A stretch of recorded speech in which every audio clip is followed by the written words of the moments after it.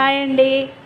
మా అమ్మ దోసకాయ పచ్చడి ముక్కలు రెడీ చేయబోతుంది. దోసకాయ పచ్చడి ముక్కలకు కావాల్సిన పదార్థాలు చెప్పిద్ది, వినండి. పచ్చిమిరపకాయలు ఒక 10 పచ్చిమిరపకాయలు, 4 చిన్న చిన్న అల్లం ముక్కలు, 4 వెల్లుల్లి రెబ్బలు, కొత్తిమీర, కరివేపాకు, తగినంత పల్లీలు, 10 పల్లీలు, కొంచెం దానికి తగినంత చింతపండు, జీలకర్ర ఇందులో వేసి తిప్పుకోవాలి కదా. తిప్పుకొని ఈ పచ్చిమిర్చి, అల్లం ముక్క, చిన్నులపాయలు కూడా ఇదే అన్ని వేసి జార్లో వేసి తిప్పుకొని బాగా మెత్తగా తిప్పి ఈ పేస్ట్ దోసకాయ పచ్చడి ముక్కలు సన్నంగా తరిగి పెట్టుకోవాలి.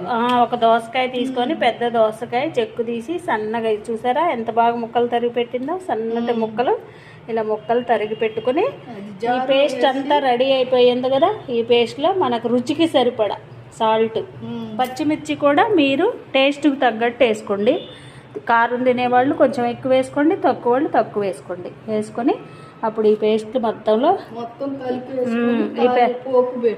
దోసకాయ ముక్కలు కలిపి పోపు పెట్టుకుంటే ఎమ్మి దోసకాయ పచ్చడి ముక్కలు రెడీ అయిపోయాక